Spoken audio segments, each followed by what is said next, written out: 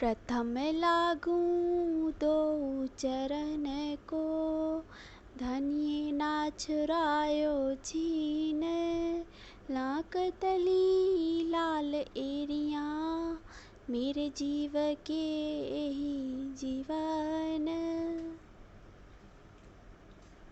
सर्वप्रथम मनुष्य शरीर का प्राप्त होना ही दुर्लभ है।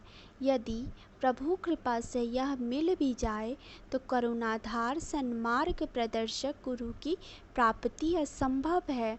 इन दोनों के उपलब्ध हो जाने पर भी यदि सत्संग का सुअवसर नहीं मिला तो सारा जीवन ही व्यर्थ चला जाएगा। लेकिन इन तीनों अमूल्य पदार्थों को परमात्मा प्रदान भी कर दें, फिर भी जो मनुष्य इससे लाभ नहीं उठाता है वह आत्महत्यारा है। मानव सृष्टि का सर्वश्रेष्ठ प्राणी है। मानव जीवन का महत्व इसलिए है क्योंकि मानव योनि केवल परमात्मा को पाने के लिए ही मिली है। लेकिन आज का मानव आहार, निद्रा, भय और प्रजनन में ही अपना पूरा जीवन बिता देता है। ये सारे कार्य तो पशु भी करते हैं, लेकिन मनुष्य की सबसे बड़ी विशेषता है कि उसके अंदर धर्म है। वो विवेक रखता है कि मेरे जीवन का उद्देश्य क्या है, मैं कौन हूँ, आया कहाँ से हूँ। शरीर और संसार को छोड़ने के बाद मुझे जाना कहाँ है। आज मनुष्य सोचता है कि मानव तन उसे पशुओं से बेहतर जीवन जीने के लिए मिला है, इसलिए धन अर्जित करना ही अपना लक्ष्य समझ लेता है।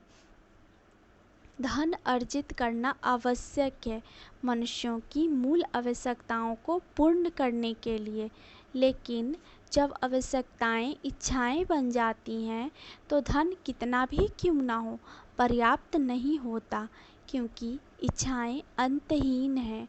इसलिए मनुष्य कभी भी समाप्त न होने वाले इच्छाओं की पूर्ति करने के लिए धन संचय करना ही अपने जीवन का लक्ष्य समझ लेता है।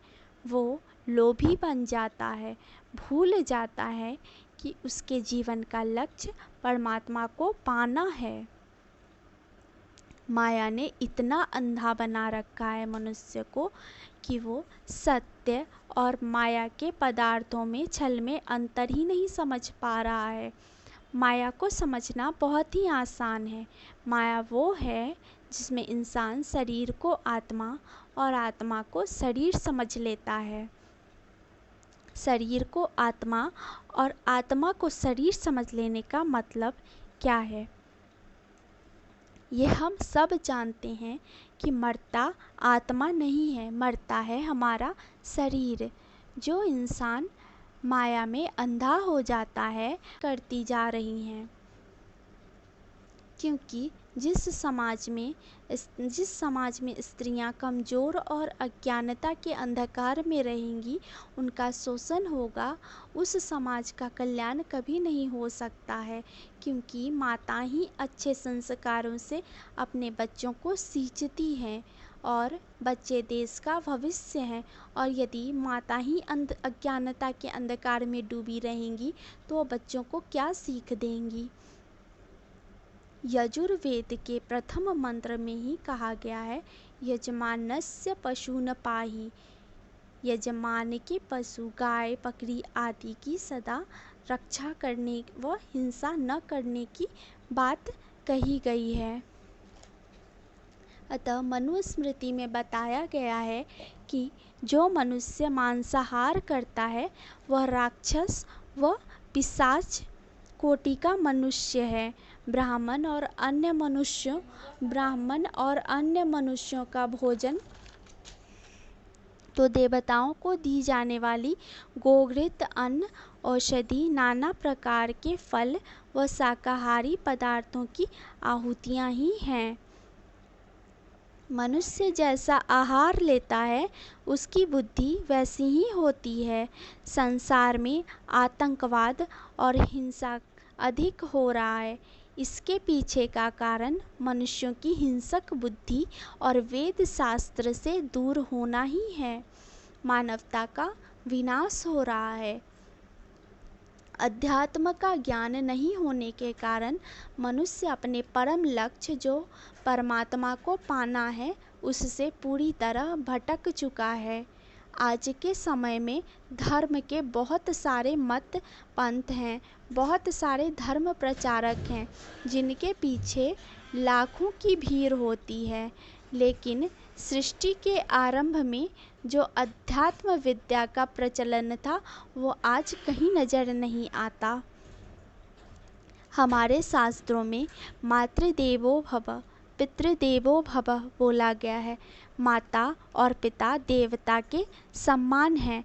माता पिता अपने बच्चों को पढ़ाते हैं ताकि वो अच्छे और ऊंचे पदों पर बैठकर धन अर्जित कर सकें, लेकिन आज कितने लोग हैं जो अपने बच्चों को आध्यात्मिक ज्ञान देते हैं या उन्हें आध्यात्मिक ज्ञान लेने के लिए प्रेरित करते हैं।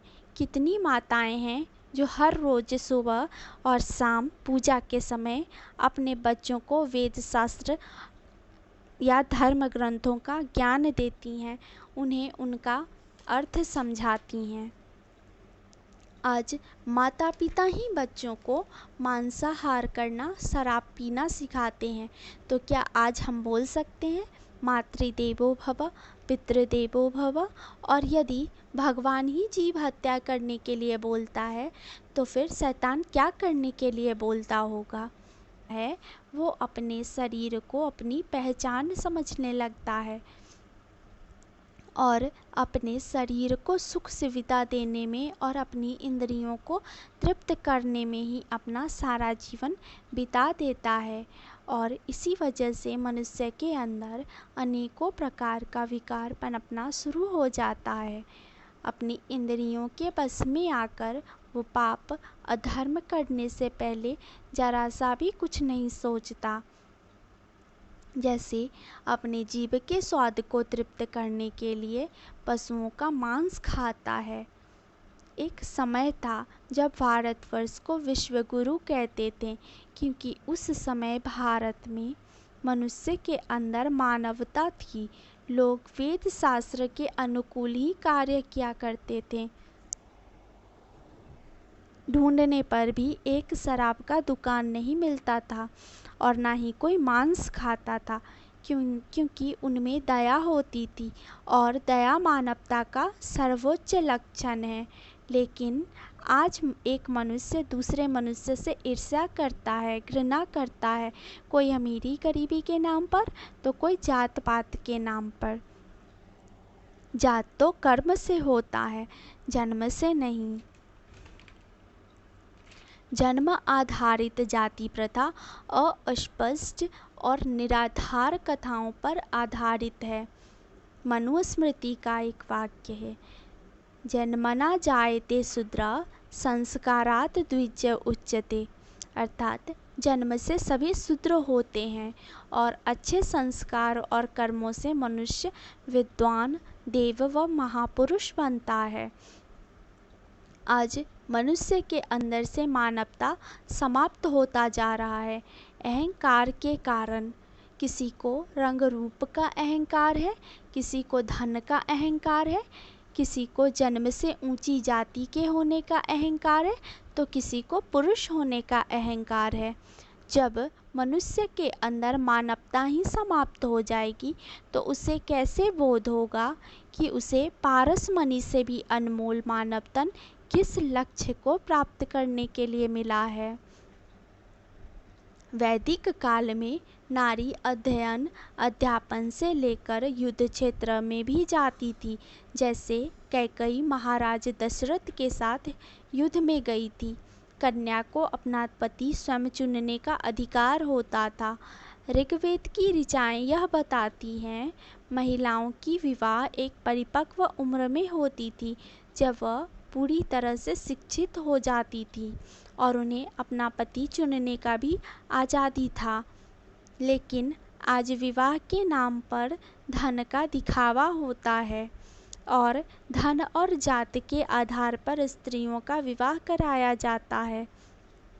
ये हमारे समाज में वेद शास्त्र विरुद्ध कुरीतियाँ हैं जो अज्ञानता के कारण फैली है। और मानवता को फिर शैतान क्या करने के लिए बोलता होगा? धन अर्जित करके अपने शरीर के भूख को तो मिटाया जा सकता है, लेकिन आत्मा की भूख को मिटाने के लिए तो आध्यात्मिक ज्ञान की आवश्यकता होती है। आत्मा की भूख तो परमात्मा से मिलने की होती है। सुंदर साथ जी, संध्या पूजा के समय हम बोलते हैं, चार पदार्थ पायो अमोलक, सो वृथा नहीं हारो। मनुष्य तन दुर्लभ है साधो भाई, सो क्यों भूल गुजारो। मतलब हमें चार अनमोल पदार्थ मिले हैं। पहला, उत्तम मनुष्य तन। दूसरा, भारत खंड में जन्म। तीसरा, 28वां कलयुग। चौथा, तारतम्य ज्ञान। 28वें कलयुग का महत्व इसलिए है क्योंकि इसमें पर ब्रह्म अक्षरातीत की ब्रह्मात्माओं का अवतरण होना है और उनके मुखारविंद से जो अलौकिक ज्ञान अवतरण होगी उससे सिर्फ संसार के जीव का ही नहीं, स्वर्ग वैकुंठ में रहने वाले देवी देवताओं का भी कल्याण होगा।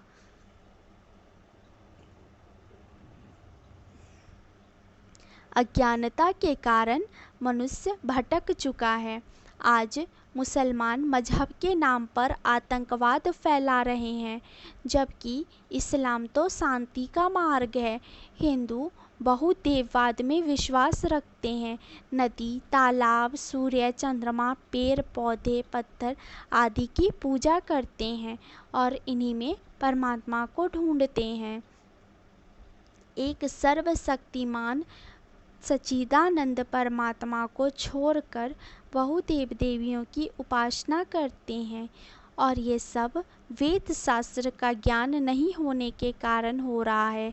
आज मनुष्य उतना ही ज्ञान लेना चाहता है जितने में वो अधिक से अधिक धन अर्जित कर सके, क्योंकि माया के कारण उसने अपने शरीर को ही आत्मा समझ लिया है। किरंतन की चौपाई है। रे हो दुनिया खोवते जन्म गवार, मद माती माया को छाकी, सुनत नहीं पुकार। मद माती माया को छाकी। मद किसका है? मद धन का है, मद रूप का है, विद्या का है, मद प्रतिष्ठा का है। इसी के कारण ही मनुष्य के अंदर अहंकार आता है और घमंड में पागल हो जाता है और अंधकार की दिशा में दौड़ लगाने लगता है। वाणी में कहा गया है, देख तू निस्वत अपनी, मेरी रूह तू आँखा खोल, तैं तेरे कानों सुने हक पका के बोल। हीर को ही आत्मा समझ लिया है। किरंतन की चौपाई है। रे हो दुनिया खोवते जन्म गवार, मद माती माया को छाकी, सुनत नहीं पुकार। मद माती माया को छाकी। मद किसका है?